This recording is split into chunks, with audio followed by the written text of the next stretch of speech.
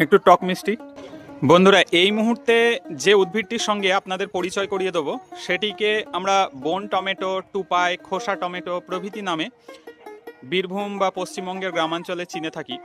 তবে উদ্ভিদটির পরিচয় করিয়ে দেওয়ার আগে একটি কথা স্মরণ করিয়ে দেওয়া আমার মনে হয় প্রয়োজনীয়। সেটি হলো, যে কোনো জংলি উদ্ভিদ বা ওয়াইল্ড প্ল্যান্ট যখন আমরা এডিবল হিসাবে কনসিডার করি, তখন সেই উদ্ভিদের কোন অংশটি খাদ্য উপযোগী বা খাদ্য হিসাবে গ্রহণ করা যায় সে বিষয়ে কিন্তু পর্যাপ্ত জ্ঞান আমাদের থাকা প্রয়োজন।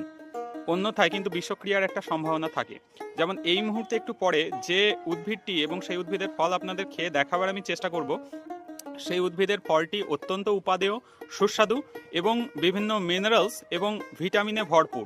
আমি তো প্রায়শই খেয়ে থাকি, কিন্তু বলে রাখি সেই উদ্ভিদের অন্যান্য অংশ অর্থাৎ ফল ব্যতীত অন্যান্য যে কোনো অংশ কিন্তু বিষক্রিয়া ঘটাতে পারে। তো আসুন দেখে নিই সেই উদ্ভিদটিকে। গোল্ডেন হাস্ক টমেটো বা গোল্ডেন বেরি বা কেপ গুজবেরি গাছটি বাংলায় টেপারি বা টাপারি নামেও পরিচিত।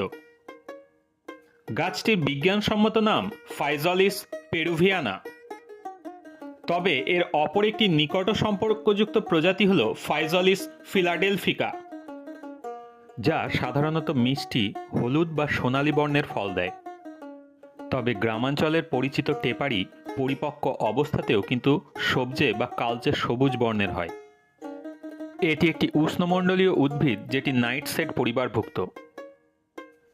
তবে অপরিপক্ক ফল একদমই খাদ্য হিসাবে গ্রহণ করবেন না, কারণ অপরিপক্ক বা সবুজ ফল এবং গাছের অন্যান্য অংশে গ্লাইকো অ্যালকালয়েডস নামক বিভিন্ন বিষাক্ত রাসায়নিক পদার্থ থাকে, যার মধ্যে সোলানিন এবং সমজাতীয় অ্যালকালয়েড উল্লেখযোগ্য। বিদেশে হলুদ বা গোল্ডেন রংযুক্ত উদ্ভিদটি টমেটিলো নামে পরিচিত। পর্যাপ্ত পরিপক্ক ফল স্পর্শ করা মাত্র গাছ থেকে খুলে আসে। বীজ সমেত সম্পূর্ণ ফলটি আপনি খাদ্য হিসাবে গ্রহণ করতে পারেন, অথবা এটিকে রান্না করে বা জ্যাম, জেলি বা আচারের আকারেও সংরক্ষণ করে রাখা যায়।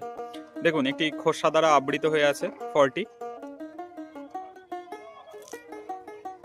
দেখুন, আমি খাচ্ছি।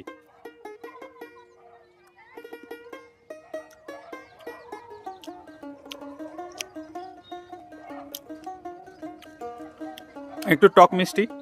আমি ডেসক্রিপশনের বিজ্ঞানসম্মত নাম এবং অন্যান্য ডিটেলস আপনাদের জানাবো। ধন্যবাদ, ভালো থাকবেন।